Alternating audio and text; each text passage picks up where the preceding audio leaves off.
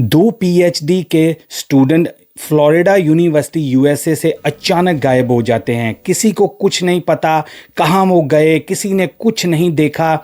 ये उनकी आदत से टोटली उलट था, क्योंकि जब भी वो कहीं जाते थे वो दोनों स्टूडेंट या तो अपनी फैमिलीज को बताते थे या अपने दोस्तों को बता के जाते थे कि वो कहाँ जा रहे हैं। लेकिन इस बार किसी को कुछ नहीं पता, दोनों ही गायब हो जाते हैं।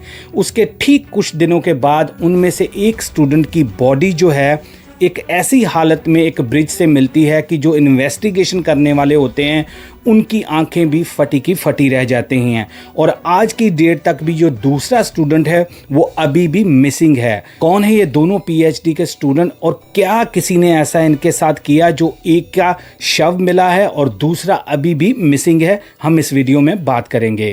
दोस्तों, ये कहानी है दो बांग्लादेशी ओरिजिन के स्टूडेंट्स की जो कि यूनिवर्सिटी ऑफ फ्लोरिडा में पीएचडी की पढ़ाई कर रहे थे। इनका नाम है जामिल लिमोन, जिसकी उम्र 27 साल है, और उसके साथ नाहिदा ब्रिश्ती, उसकी उम्र भी 27 साल है। रिपोर्टली बताया जा रहा है कि जामिल और नाहिदा जो हैं वो दोनों ही एक दूसरे को जानते थे और एक दूसरे के रिलेशन में थे। दोनों ही बांग्लादेश से यूएसए में पढ़ाई के सिलसिले में आए थे, पीएचडी करने के लिए आए थे, और दोनों ही यूनिवर्सिटी के पास ही एक जगह के ऊपर किराए पर रहते थे। जामिल जो है वो एक जगह पर जॉब भी करता था और पढ़ाई भी करता था। ऐसे नाहिदा भी अपनी पढ़ाई करती थी और साथ में कुछ छोटा मोटा काम करती थी। दोस्तों, ये घटना है 16 अप्रैल 2026 की, इसी महीने की, जब जामिल लिमोन और नाहिदा ब्रिश्ती एकदम से गायब हो जाते हैं। कोई उनका फ़ोन नहीं मिल रहा, कोई उनका मैसेज नहीं आ रहा, कोई किसी को कुछ खबर नहीं मिल रही। और जो उनके दोस्त हैं या जो यूनिवर्सिटी के आसपास जो लोग उनको जानते थे वो भी परेशान हो रहे थे कि जामिल और नाहिदा कभी भी बिना बताए हुए कहीं भी नहीं जाते थे। ये बहुत अनयूजुअल जो है बात है उनके करैक्टर के हिसाब से। इधर जो दोस्त हैं वो चिंतित हो रहे थे, उधर फैमिलीज जो बांग्लादेश में रह रही थी ऑब्वियसली वो भी टेंशन में आ गए। तो एक दो दिन उन्होंने वेट करने के बाद पुलिस की मदद ली। उन्होंने फ्लोरिडा पुलिस को मिसिंग कंप्लेंट रजिस्टर करने के लिए बोला, और जब पुलिस के पास ये कंप्लेंट आती है तो पुलिस समझ जाती है कि दोनों का अचानक से गायब होना कोई नॉर्मल केस नहीं लग रहा है। इसके पीछे कोई ना कोई फाउल प्ले है, कोई ना कोई किसी ने ऐसा काम किया है। तो पुलिस अपनी जांच के लिए वहां पर जुट जाती है। इसके इन्वेस्टिगेशन में ये दोस्तों इनिशियली पता चलता है कि जो जामिल है लास्ट टाइम 16 अप्रैल को टेम्पा फ्लोरिडा में देखा गया है, और उसी के साथ ही नाहिदा ब्रिश्ती भी यूनिवर्सिटी के कैंपस के आसपास ही देखी गई है। बाद में कोई भी सीसीटीवी या कुछ भी किसी ने कैच नहीं किया और वो अचानक से ही जैसे धरती फट गई और वो गायब हो गए, किसी को कुछ आइडिया नहीं लगा। पुलिस जो है वो इस संगीनी से इसको देख रही थी कि कुछ ना कुछ जरूर इसके पीछे कोई बड़ा राज छुपा हुआ है। जो दोस्त हैं उधर, जो रिश्तेदार हैं वो भी परेशान हो रहे थे। जो उधर स्टूडेंट्स से यूनिवर्सिटी के वो भी बेचारे हर एक कोशिश कर रहे थे किसी न किसी तरीके से जामिल और नाहिदा की कोई खबर मिल सके।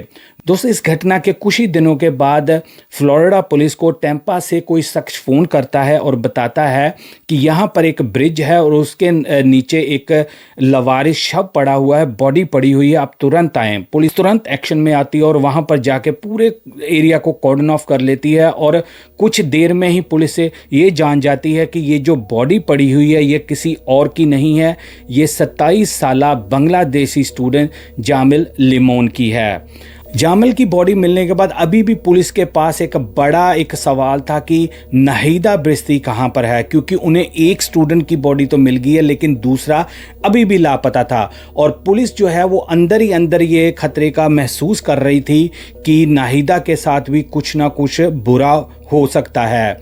अब पुलिस जो है अपनी जांच को और ज़्यादा आगे बढ़ा देती है। जब दोस्तों पुलिस अपनी इन्वेस्टिगेशन बढ़ा रही थी जामिल के शव मिलने के बाद, तब एक नाम बड़ा बार बार पुलिस की इन्वेस्टिगेशन में आ रहा था। वो था हिशाम अबू दरीब, जो कि 26 साला नौजवान था, और वो और कोई नहीं, वो जामिल का ही रूममेट था। यानी कि वो एक ही घर में एक ही छत के नीचे रहता था। और जब पुलिस ने फ़ोन के ऊपर हिशाम के साथ बात की तो इसने सब कुछ मना कर दिया। इसने बोला कि नहीं, मेरा कुछ भी लेना देना नहीं है। मैंने भी लास्ट टाइम जामिल को उसी समय देखा था जब सबने लास्ट टाइम उसको देखा था, तो इसने पूरी तरह से आप कहते हैं नकार दिया। लेकिन पुलिस जब इसके ऊपर आंख रखनी पुलिस ने शुरू कर दी और सीसीटीवी और कॉल डेटा निकाला गया, तो पुलिस को शक हो गया कि हिशाम जो है इसका कुछ ना कुछ लेना देना जरूर जामिल की मिसिंग के साथ है, या उसकी डेथ के साथ है। तो पुलिस क्या करती है कि पुलिस इसके घर के ऊपर छापा मार देती है या रेड कर देती है। और यहाँ पर दोस्तों पुलिस का शक और ज़्यादा पुख्ता हो जाता है जब पुलिस इसको पकड़ने के लिए जाती है हिशाम को। तो ये क्या करता है कि दरवाजे के आगे उसको बैरिकेड कर देता है, डोर को, देसी भाषा में कि दरवाज़ा बंद कर देता, कोई अलमारी आगे लगा दी, फ्रिज लगा दिया कि ताकि पुलिस अंदर ना आ पाए। बंदा पूछे कि अगर तेरा कुछ लेना देना नहीं है तो तू ऐसा क्यों कर रहा है। यहाँ तक कि पता चला है हमें रिपोर्ट्स में कि पुलिस को स्वात टीम को बुलाना पड़ा, जो कि हायर थोड़ा सिक्योरिटी वाले होते हैं, जिनके पास हथियार वगैरह होते हैं। वो आके इसको हिशाम को उन्होंने अरेस्ट किया और ये पूरी वीडियो बनी और पूरी वायरल हुई है। तब पुलिस को पक्का पता चल गया कि ये बंदे का कुछ ना कुछ लेना देना जरूर जामिल की डिसअपीयरेंस के साथ है या नाहिदा की डिसअपीयरेंस के साथ है। अब पुलिस इसको लेके तो पुलिस स्टेशन चली जाती है, इससे पूछताछ करती है।